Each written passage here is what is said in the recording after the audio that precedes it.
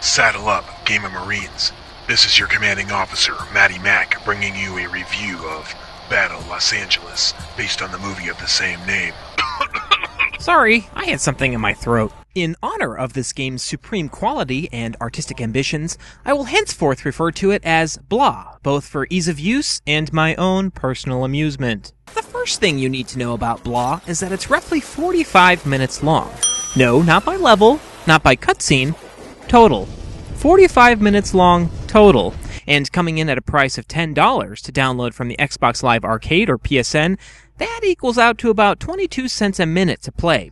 Therefore, keeping in mind the 22 cents a minute price, I decided this review would only be as long as my lunch money could afford. And let me tell you, that's not very much. So strap in and hold on to your butts, because here we go. Blah is a mediocre first-person shooter aiming to model itself after recent FPS hits like Call of Duty Black Ops and Halo Reach. Where it fails to elevate to the quality of the aforementioned games is in the sluggish controls. Your character moves at a snail's pace, almost begging to be eaten by the attacking alien potato monsters. Furthermore, the controls limit your character to a single action at a time. Unlike Black Ops, where you can run, jump, fire, and teabag within seconds of each other, Blah only allows one action at a time. You're either shooting, running, cursing your own existence, or jumping, and don't you dare attempt to combine any of the above.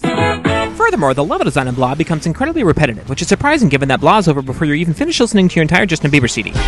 Each time you take control, the action plays out exactly the same. Shoot, shoot some more, duck, duck, shoot, duck, duck, goose. The enemies begin to blend together, and for a movie that takes place entirely in Los Angeles, the landscape is surprisingly devoid of famous recognizable LA landmarks, like the Santa Monica Pier and homeless people. The graphics at first glance pass just fine, but the longer you stare at them, the less impressive they become. In high action moments, the frame rate gets choppy and the entire experience lacks a certain polish that you should expect and demand after spending 10 of you or your parents or your sugar daddy's hard-earned dollars.